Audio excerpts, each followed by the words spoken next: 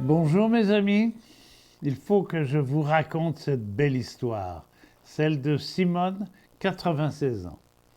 Hospitalisée à 3 reprises au CHUM, à la suite de nombreuses chutes à son domicile, Simone se voit évaluée par l'hôpital. 5 experts, neurologues, psychologues, ergothérapeutes, physiothérapeutes, travailleuses sociales, concluent à des atteintes cognitives, à un début de démence, et le CHUM demande à la Cour supérieure d'autoriser le transfert de Simone dans un centre d'hébergement. Sauf que Simone ne veut rien savoir. Elle veut rester chez elle, coûte que coûte. Elle s'est organisée pour sa sécurité. Des téléphones, un collier d'alerte, une marchette, des meubles adaptés. Avec l'aide de son avocate, Hélène Gay, elle considère les rapports d'experts comme tendancieux, se dit harcelée par la travailleuse sociale du CHUM et refuse d'entendre le mot même d'hébergement.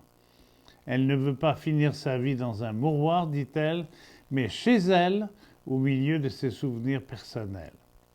Elle a même fait appel à un ami témoin, Jean-Charles, qu'elle connaît depuis 70 ans.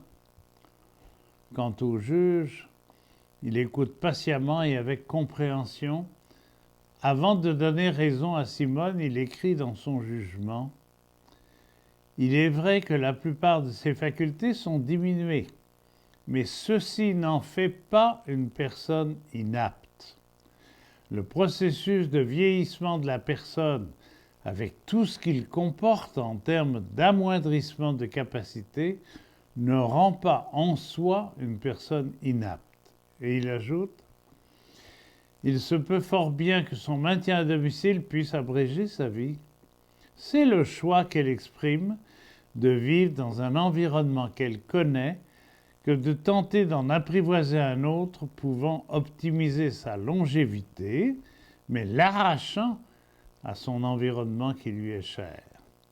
La question n'est pas de déterminer ce qui est le mieux pour la demanderesse, pour Simone, selon le regard de professionnel, mais plutôt de respecter la conduite de sa vie selon son propre regard. » Et l'avocate de Simone, Hélène Gay, d'ajouter ses commentaires.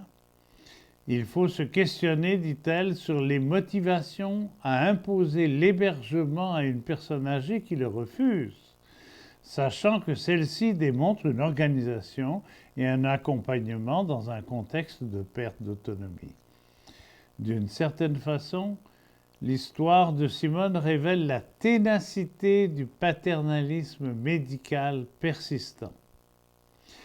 Des histoires comme celle de Simone se répètent, même en décembre 2020, même en temps de pandémie.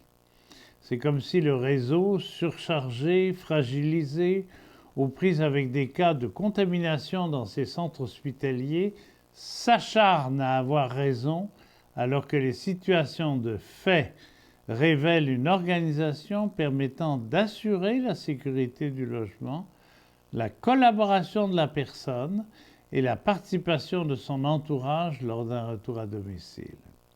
Se pourrait-il, ajoute Hélène Gay, que les soignants peinent à reconnaître l'importance du rôle des proches aidants, de leur connaissance et de leur disponibilité pour pallier les pertes cognitives et les inaptitudes partielles dans le but avoué d'offrir un lieu de résidence raisonnable à une personne âgée et bien aimée. » Fin de citation. Il faut du courage, de la ténacité et l'aide d'une avocate spécialisée dans la défense des droits des aînés pour réussir à gagner sa cause. Simone nous en donne ici un très bel exemple. Le QDR aimerait vous rappeler que si vous avez aimé ça, cliquez là. Si vous voulez le faire voir à vos amis, cliquez là. Si vous voulez rien manquer, cliquez là. Et si vous avez besoin qu'on vous le rappelle, cliquez là.